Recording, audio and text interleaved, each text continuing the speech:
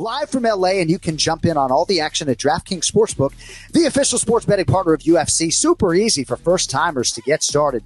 When you look at UFC 312, ladies and gentlemen, we definitely got Prize Picks. Now, Prize Picks is a daily fantasy sports game where you can play directly from your phone. Partner's paying $1.50, Darush paying $2.57. All right, $2.57 for Darush, $1.50, do you say?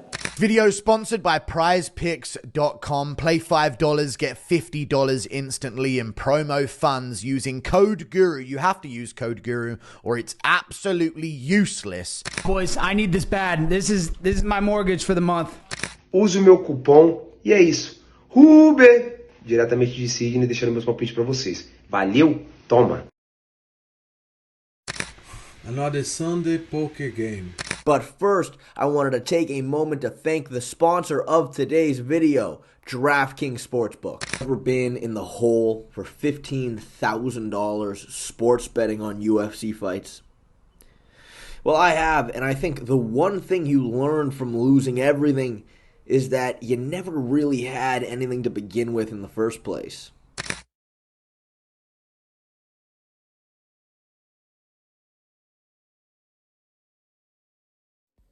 As fans of mixed martial arts, I'm sure that you've become all too accustomed to the constant advertising for betting companies, online casinos, and other forms of gambling that pervades all content related to the sport.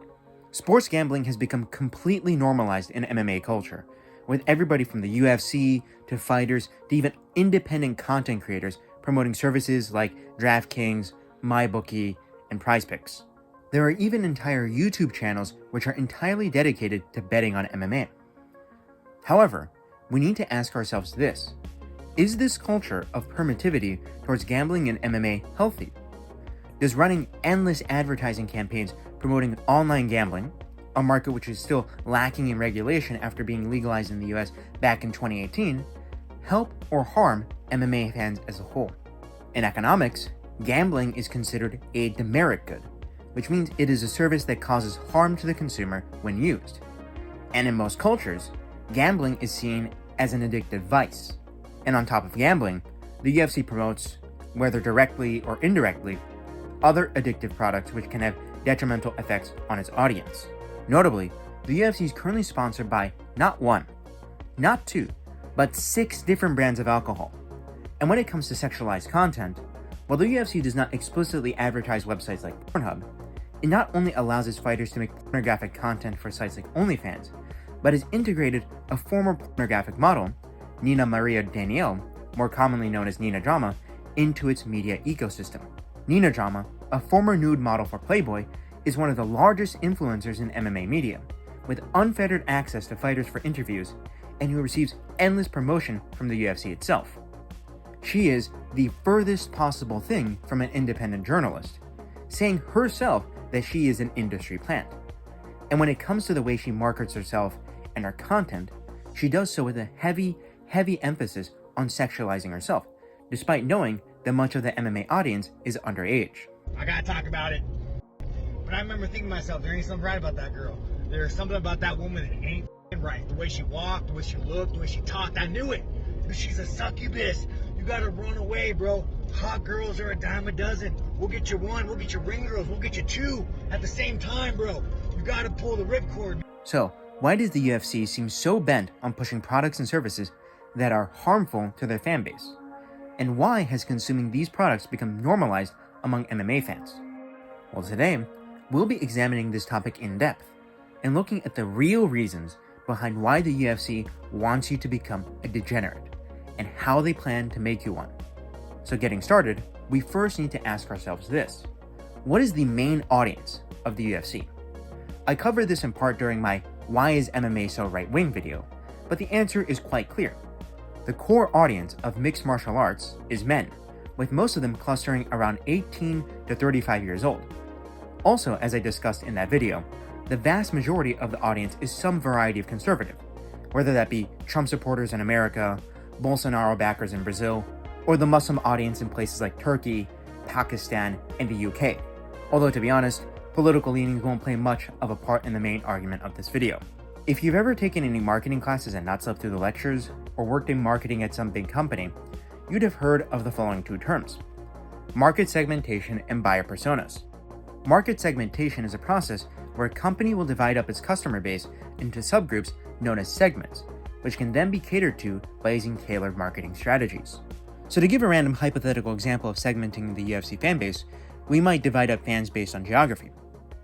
Most fans in Brazil are going to be fans of Alex Pereira, and more fans from Russia, the Middle East, and urbanized parts of the UK are going to be fans of Ankalaev.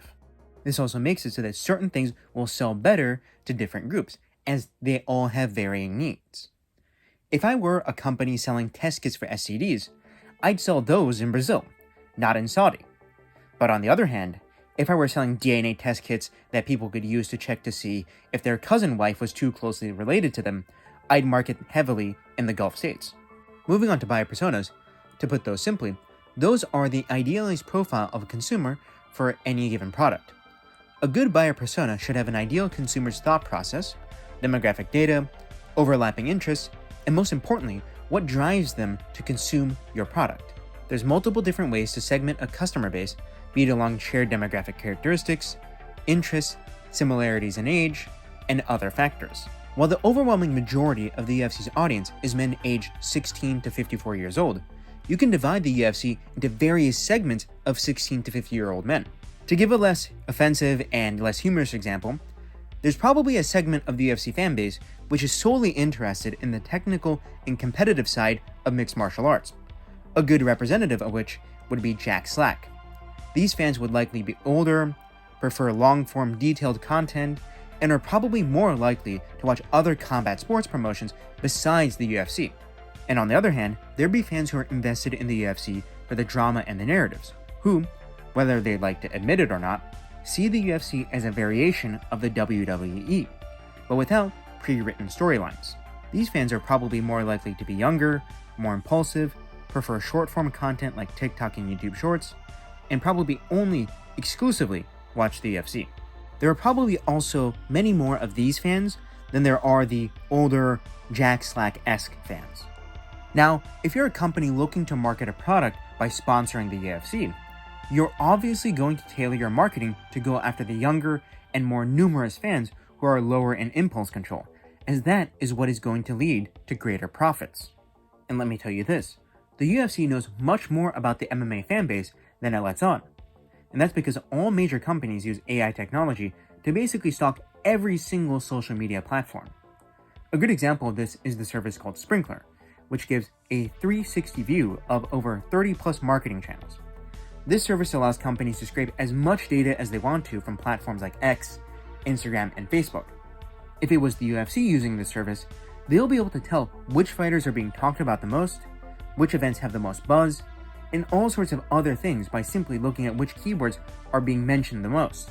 The UFC knows which side interest fans have, what other products they're interested in, what they think about Bryce Mitchell's comments regarding a certain painter, and probably 100 other things I don't have time to list here. And of course, the UFC is going to pass this information off to potential advertisers. Now, I don't have access to the UFC's data on the preferences of its fanbase, but I think I can make some educated guesses about the segment of the fanbase that the UFC is targeting the most. As I stated at the beginning of this video, alcoholic beverages and gambling companies make up a large chunk of the UFC sponsors. But have you ever wondered just how big that chunk is?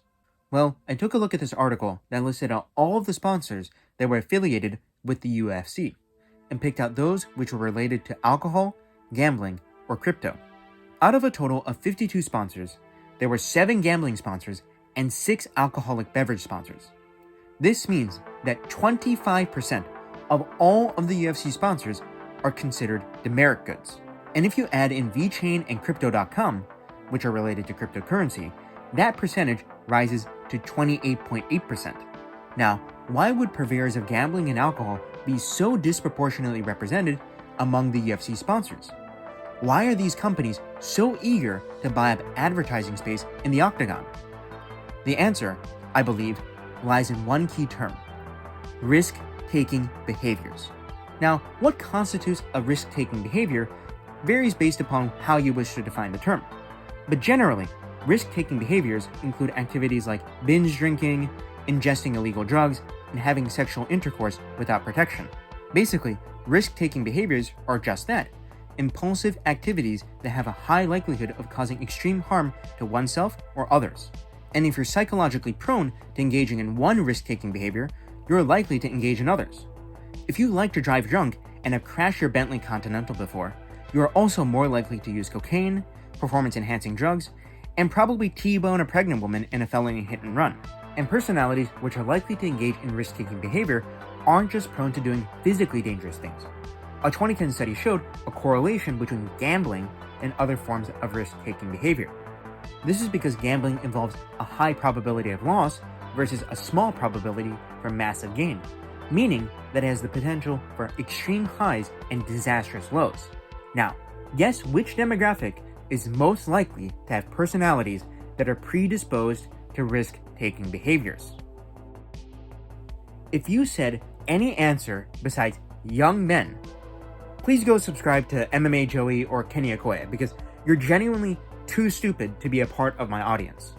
There has been study after study showing that young men are far and ahead the most likely demographic to engage in risk-taking behaviors.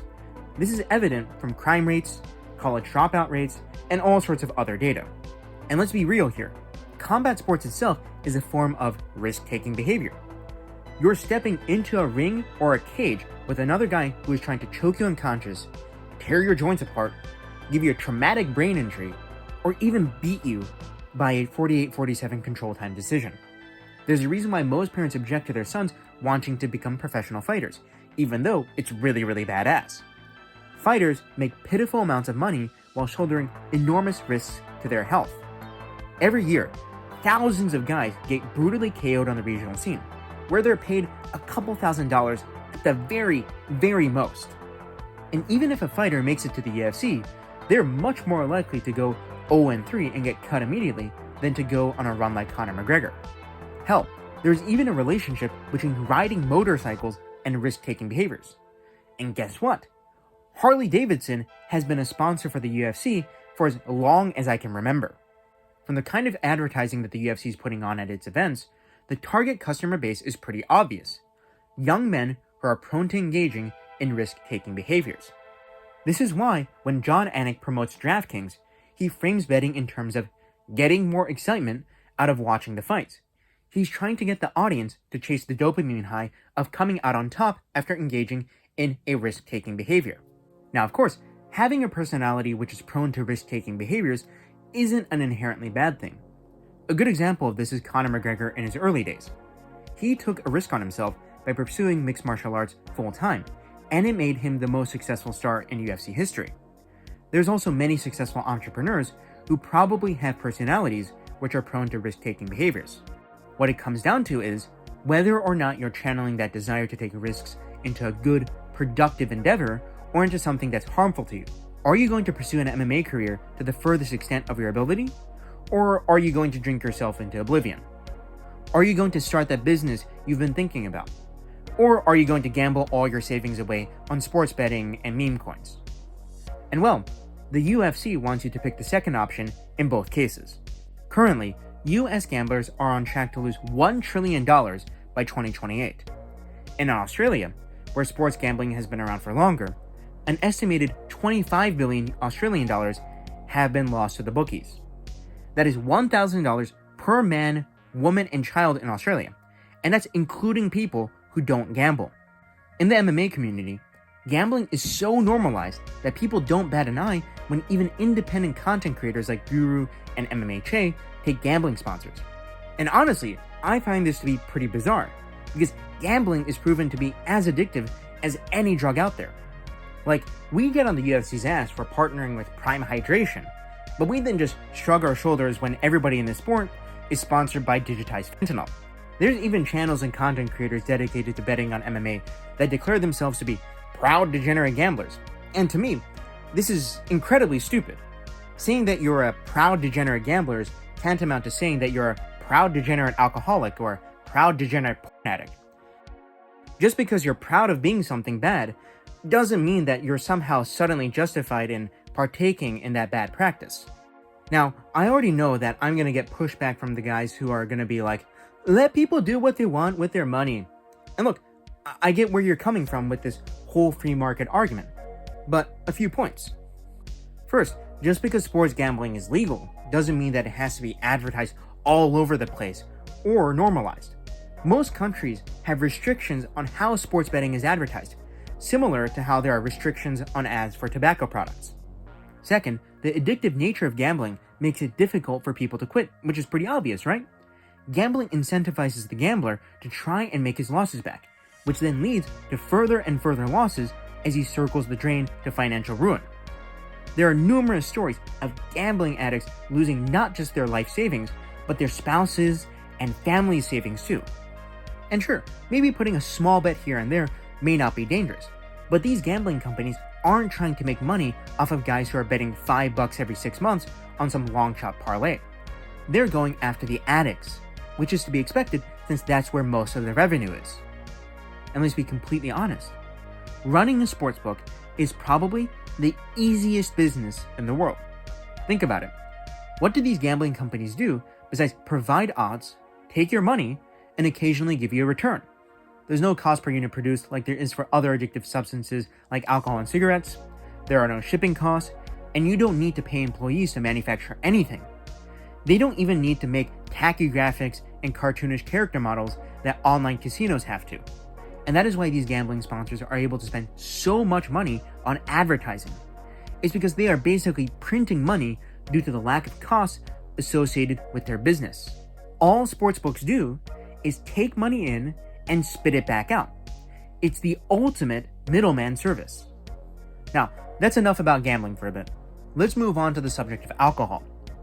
On a personal level, I don't have any issue with drinking alcohol in moderation. The consumption of alcohol is still an integral part of many countries' social traditions. For example, the decline of English pubs, which have been an integral part of the nation's identity, is a fact to be lamented. However, alcohol is also a leading cause of many issues in contemporary society. Although select demographics like Generation Z are consuming less alcohol, there has been an overall increase in alcohol consumption in recent years. Rates of liver disease, mental disorders due to alcohol abuse, and drunk driving deaths have increased in the past few years. Many of these deaths could be considered deaths of despair, which are associated with the declining quality of life in countries like the US and UK. And hell, we wouldn't have Alex Pereira in the UFC if he hadn't kicked his addiction to alcohol. He now is the face of the company that pushes beer, wine, tequila, vodka, whiskey, and ready-to-drink cocktails. I'm sure he has no say in the matter, of course, but I am saying that it's quite ironic that a recovered alcoholic is fighting in a cage with ads for Jose Cuervo and Monaco cocktails plastered all over the place. Now, as I said earlier, many fans of the UFC are likely to have a higher tendency to engage in risk-taking behaviors, one of which is alcohol abuse. And that makes them the most profitable source of income for purveyors of alcohol, as a 2018 report has shown that heavy drinkers make up 2/3 of all alcohol sales. If people drank responsibly, the alcohol industry would lose an estimated 40% of all sales. And now, let's think about how alcohol abuse, and ultimately, alcoholism develops. Social drinking, as in drinking at a pub with your mates or at a bar, is not directly related to alcohol abuse. It is solitary drinking which causes problems with alcohol abuse. This is likely because friends stop friends from drinking too much, which leads to more moderate consumption of alcohol. Now, marketing alcohol to a group of friends who have gathered to watch the UFC at a house party is honestly no problem. However, that's not how most people, and especially young men, watch the UFC nowadays. And my evidence for this? The popularity of fight companions. There's tens of thousands of young men who watch MMA not with their friends, but with a streamer whom they have a parasocial relationship with. The streamer, of course, isn't going to tell you to put the bottle down if you're drinking while watching. More and more men are lonely and isolated, which can lead to self-destructive behaviors like alcohol abuse, which in turn makes them more susceptible to the marketing that these companies do. And this environment of isolation can lead down a dark path. Just to prove my case, here's another MMA YouTuber by the name of Rigo. Although I'm sure many of you already know who Rigo is, here's a brief rundown. Rigo is a 30-year-old grown man who has been exposed for grooming young teenage boys, which you can see for yourself in this expose that Musical MMA made. He also made a video hypothesizing that Francis Ngannou sacrificed his recently deceased son in an occult ritual for money. And also, I have personal beef with him because he took my video on Dagestani genetics and made an inferior copy of it. Now, let's see what effects that drinking alcohol while being all alone have had on him. You ever just look into a bottom of a beer bottle and just see your future in front of you, dude?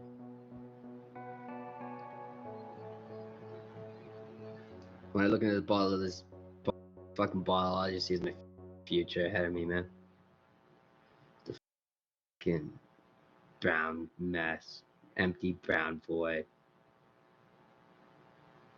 Gonna need more than one. As you can see here, Rigo is currently self-medicating by drinking.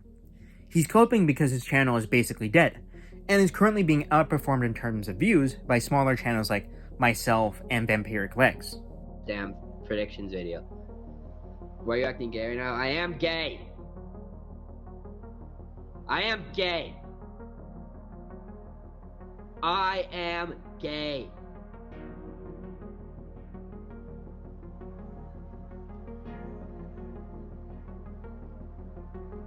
It's not an act. I have not been dating a girl. I've been in a full-blown relationship with a Latino twink. He's got a juicy butt, juicy thighs, little tiny belly, curly hair. And there you have it. The guy who is trying to groom teenage boys just admitted that he is gay. Like, you can't make this stuff up. But who's to say that this isn't some kind of mental illness which is related to alcohol abuse, you know? You gonna stop your drunk? I'm literally not drunk. I'm gonna go get drunk after the stream. I'm gonna walk to Super Selectos, buy a bottle of wine, just get drunk, man. Maybe I'll buy beer. I don't know what I should do. I want to get wine drunk, bro. I have fans. I guess I'm just gay. I'm a wait. My mom. Riggers, I'm not gay. I'm just this 30-year-old star. Keep messaging me on Instagram, and I'll rape you. One day I will set up a meeting IRL. I'll tell you there's 10 riggers gonna meet at a hotel. Then it's just gonna be you and me. I'll take you up to my room, give you a roofie, put a in your ass.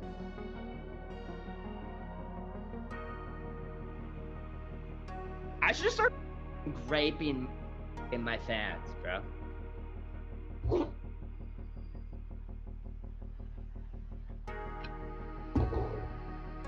Anyways, that's enough dunking on my ops. You get the point.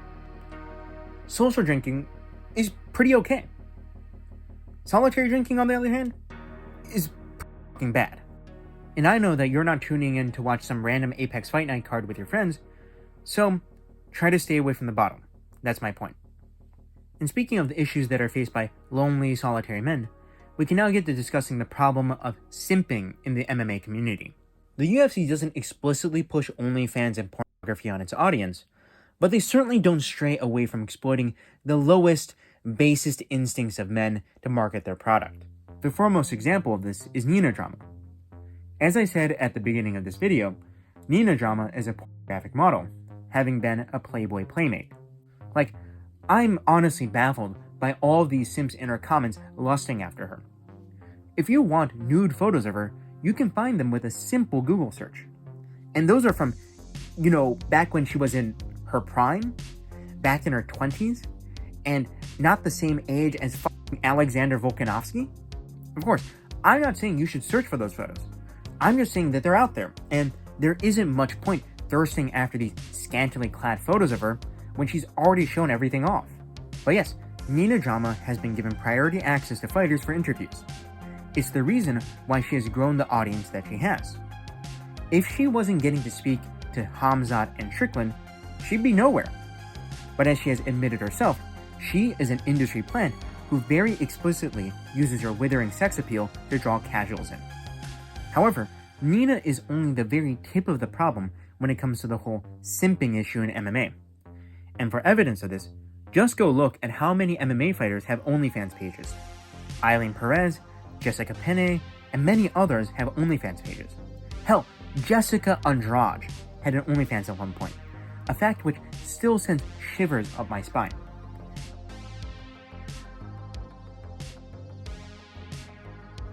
And besides all of the explicit sexual content, the overwhelming majority of women's MMA fans are just there to watch Mackenzie Dern's ass jiggle or sniff Alexa Grasso's feet.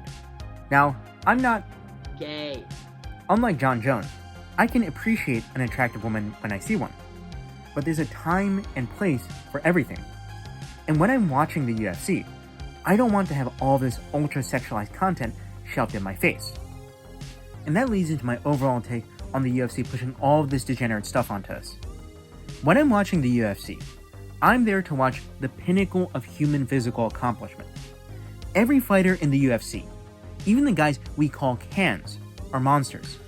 Yes, Jeff Molina and even maybe Angelo Jubli could probably beat the average guy in a fight. Watching great fights and great fighters should be inspiring us to achieve more in our own daily lives. Most upcoming MMA fighters were inspired by the likes of Conor McGregor, Khabib, GSP, and Anderson Silva. The next generation of fighters will be inspired by Islam Makhachev, Alexander Volkanovski, and Alex Pereira.